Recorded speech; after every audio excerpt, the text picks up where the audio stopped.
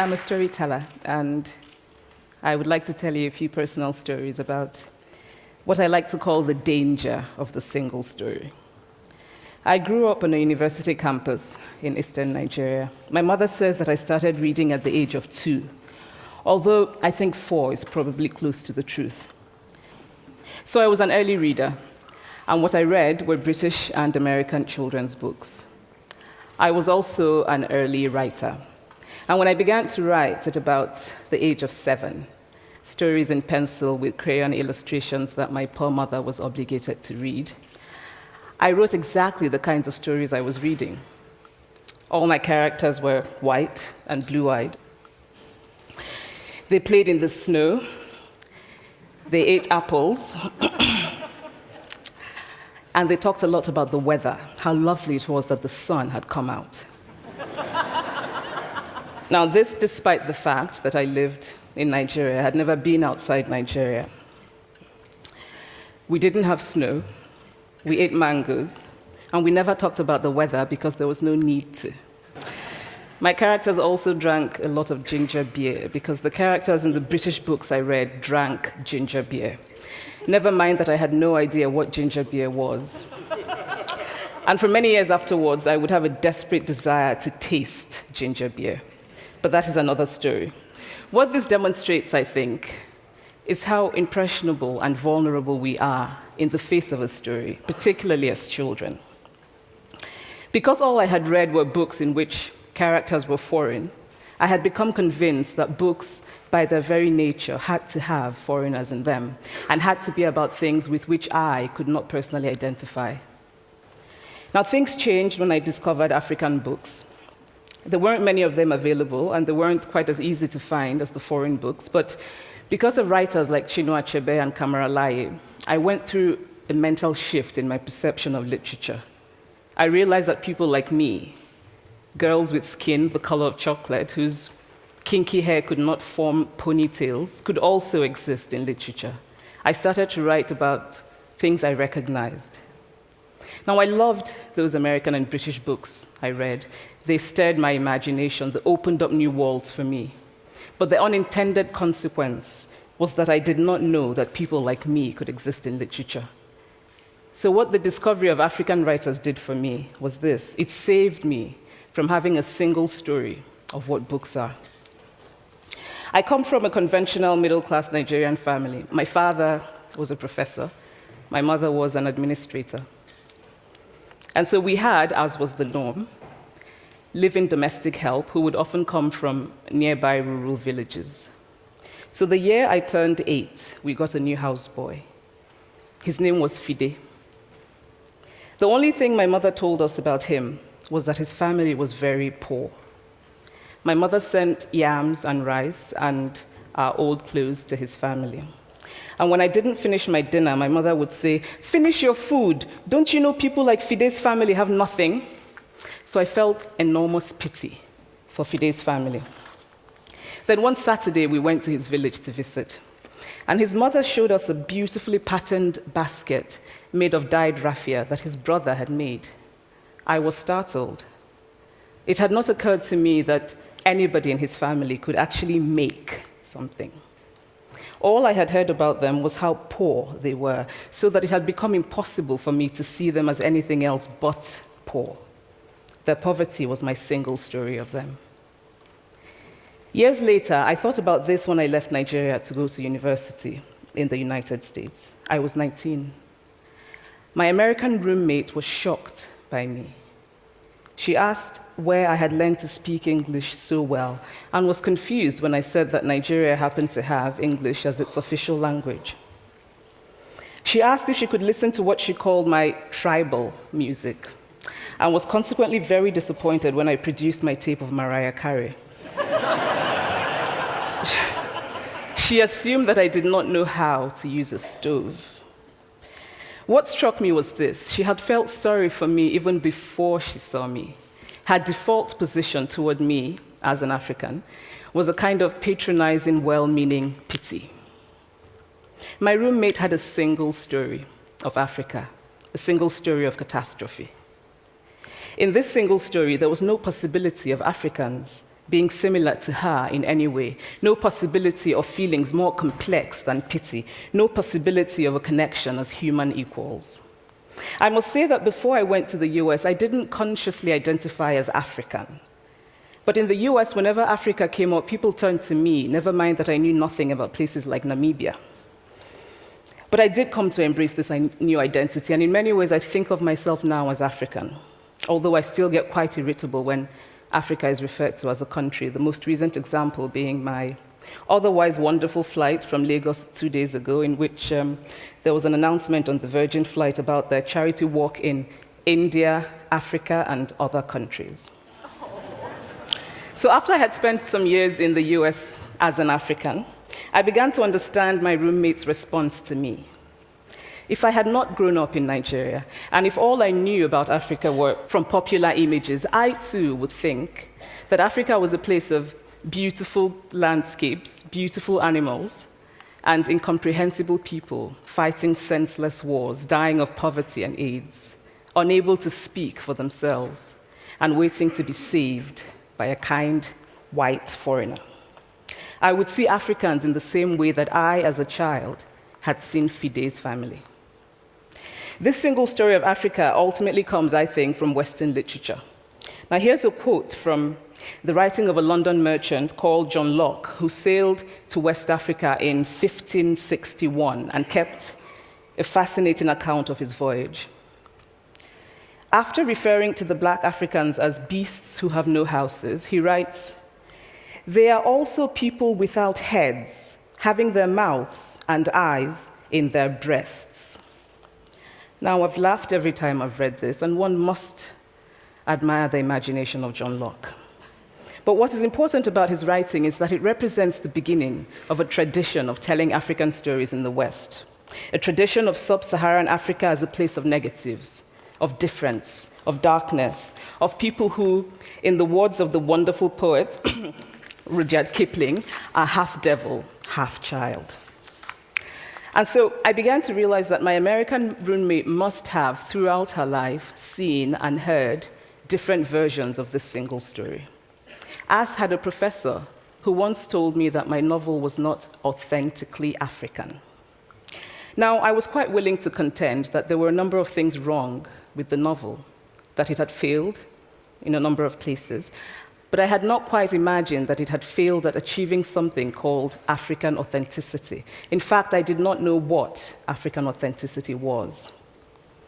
The professor told me that my characters were too much like him, an educated and middle-class man. My characters drove cars. They were not starving.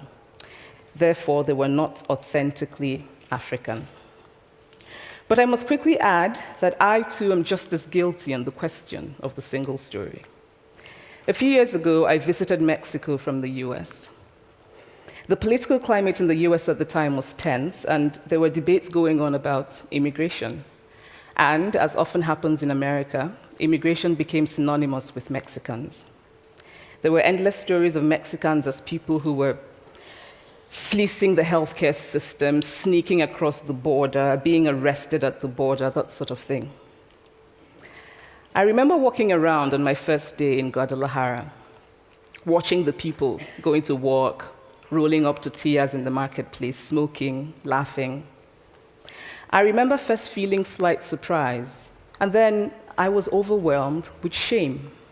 I realized that I had been so immersed in the media coverage of Mexicans that they had become one thing in my mind, the abject immigrant. I had bought into the single story of Mexicans, and I could not have been more ashamed of myself.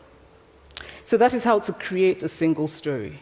Show a people as one thing, as only one thing, over and over again, and that is what they become. It is impossible to talk about the single story without talking about power. There is a word, an Igbo word, that I think about whenever I think about the power structures of the world, and it is nkali. It's a noun that loosely translates to be greater than another. Like our economic and political worlds, stories too are defined by the principle of nkali. How they are told, who tells them, when they are told, how many stories are told, are really dependent on power. Power is the ability not just to tell the story of another person, but to make it the definitive story of that person. The Palestinian poet Mourid Barghouti writes that if you want to dispossess a people, the simplest way to do it is to tell their story and to start with secondly. Start the story with the arrows of the Native Americans and not with the arrival of the British, and you have an entirely different story. Start the story with the failure of the African state and not with the colonial creation of the African state, and you have an entirely different story. I recently spoke at a university where a student told me that it was such a shame that Nigerian men were physical abusers like the father character in my novel. I told him that I had just read a novel called American Psycho, and that it was such a shame that young Americans were serial murderers. Now,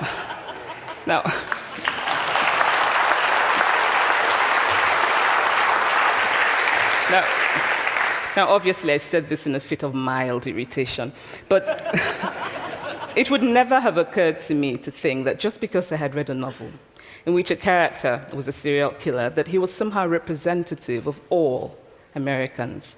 And now, this is not because I'm a better person than that student, but because of America's cultural and economic power, I had many stories of America. I had read Thailand, Updike, and Steinbeck, and Gateskill. I did not have a single story of America.